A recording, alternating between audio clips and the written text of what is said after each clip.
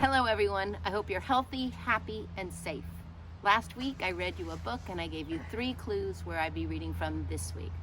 The first clue was, most houses have them. The second clue was, you step up to go in the house and down to go out of the house. And the third clue was, they're usually made of concrete. If you guessed I'd be reading from my front porch stoop, you were correct. Here I am with my trusty pumpkin. And the book I'm going to be reading to you today is The Can Man. It's written by Laura E. Williams and it's illustrated by Craig Orbach. The Can Man by Laura E. Williams, illustrated by Craig Auerbach. The homeless man slowly pushed his battered shopping cart down the sidewalk. At the corner trash barrel, he stopped and poked through the garbage with a long stick. He leaned into the barrel and dug out an empty soft drink can, which he dropped into his cart. As he approached Tim, the man waved. Tim returned the wave with a smile. Almost everyone called the Can Man, but not Tim's parents. We remember when Mr. Peters lived in apartment 3C, Tim's mom told him. He used to work at the auto body shop before it went out of business, and he couldn't find another job. He's been down on his luck for quite a while now. Getting chilly, the Can Man said as he rattled by. Tim looked at the gray sky. It sure is, he said. He zipped his jacket up higher and slipped his hands into his pockets. A few minutes later, Mike whizzed up on his skateboard, his cheeks red from the cold. Want to go skateboarding in the park, he asked. Tim shook his head. Nah, it's no fun always borrowing your board and your brother's old gear. Maybe you could get your own board for your birthday next week. Tim shrugged. Dad says we don't have any extra money for toys or sports stuff this year. Too many bills to pay. Bummer, Mike said. He kicked away from the steps. I'll see you later. Tim watched his friend speed away. Silently, Tim wished for a skateboard for his birthday, even though he knew birthday wishes don't really come true. Tim knew exactly which board he wanted. He'd been eyeing it at Overtime Sports for months, and now it was going on sale. But even at the reduced price, and with the money Tim had saved from his allowance, the board was still too expensive. I need a job, Tim thought glumly, so I can earn money to buy the skateboard. Down the street, the Can Man threw 2 more cans into his cart. The empties hit the growing pile, clinking like the coins in Tim's little sister's piggy bank. The sound gave Tim an idea. Early Saturday morning, Tim rushed to get dressed. In the kitchen, he grabbed a pair of rubber gloves and 4 big plastic bags from under the sink. What are you up to? His mom asked. I have a job to do, Tim said. Then he added with a grin, don't worry, I'll be home in time for lunch. Outside, the cold air raised goosebumps on Tim's arms. He jumped down the stairs and headed for the first trash barrel on the sidewalk. An empty can lay right on top. After checking several more barrels, Tim had filled his bag halfway. At 5 cents a can at the Redemption Center, he figured he'd have enough money for a skateboard in no time. A few blocks from the park, Tim stopped in to see Jamal at the Bunnis Bakery. Do you have any empty soft drink cans? Tim asked. I usually save them for the Can Man, Jamal said. He needs them. I need them too. I'm going to use the money to buy myself a skateboard for my birthday, Tim told Jamal. I'll even work to earn the cans. Well, Jamal hesitated for a few moments. Maybe this one time. I do have some crates you can carry to the back room. It's a deal, Tim replied.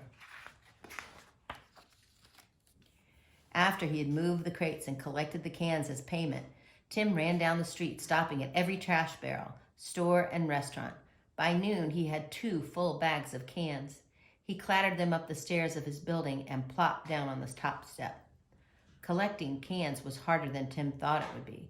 His gloves were sticky and his clothes smelt like the root beer he'd spilled on himself. But the thought of a brand new skateboard made him smile. Very soon, he'd have one of his own. No more borrowing Mike's board. What do you have there? Tim's mom asked when he dragged the bags into the kitchen. They're full of cans for recycling. I'm earning money for a skateboard. Doesn't Mr. Peters usually collect the cans around here? His mom asked. Tim nodded uneasily. Yeah, but I'm only going to take them until my birthday.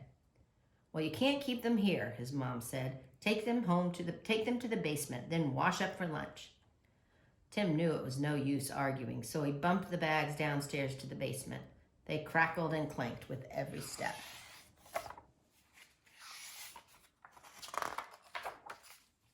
Sunday, after church, Tim hurried from one stinky trash barrel to the next, collecting empty cans.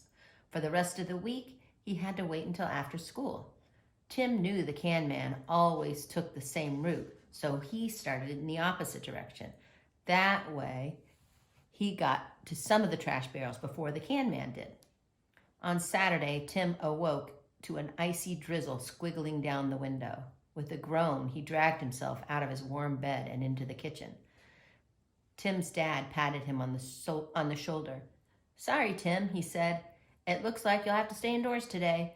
But this is my last chance to collect cans, Tim protested. I can't let a little rain stop me.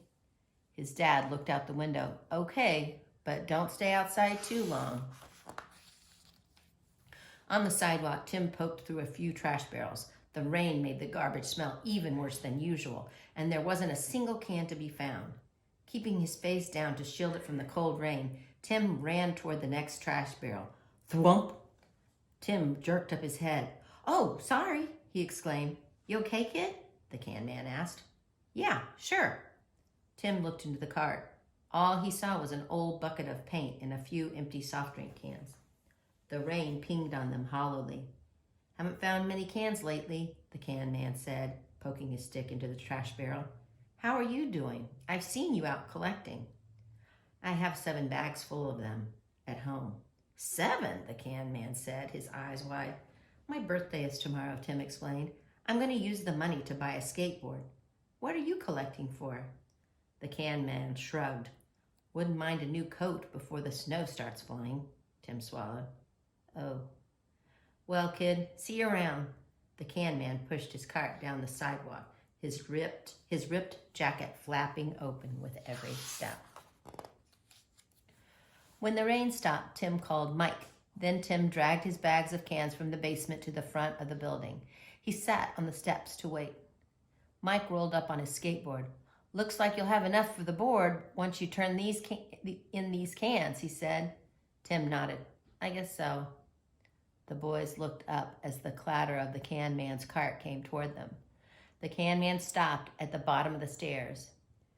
You need help with your bags? Okay, Tim said. They loaded the bags into the cart, and the can man pushed it while Tim and Mike kept the pile from toppling over.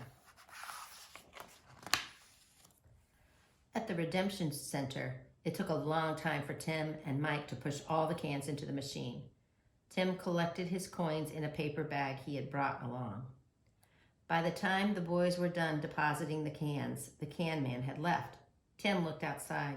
Small flakes of snow were sprinkling down from the sky, lightly dusting the parking lot. He shook the bag that held his money. The coins rattled like a cart full of empty cans. Suddenly, Tim headed outside. Hey, where are you going? Mike called after him.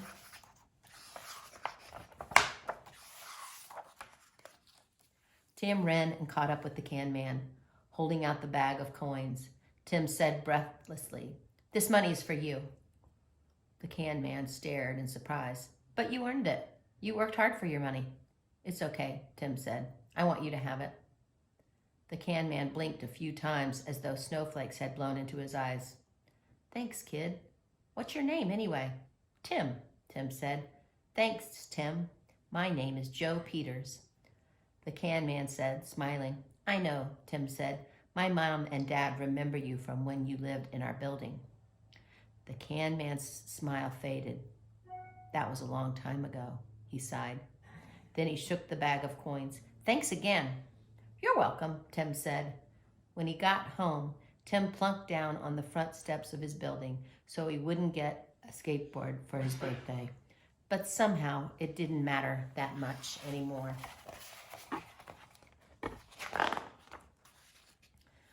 The next day, wearing new birthday jeans, Tim wandered outside to wait for Mike.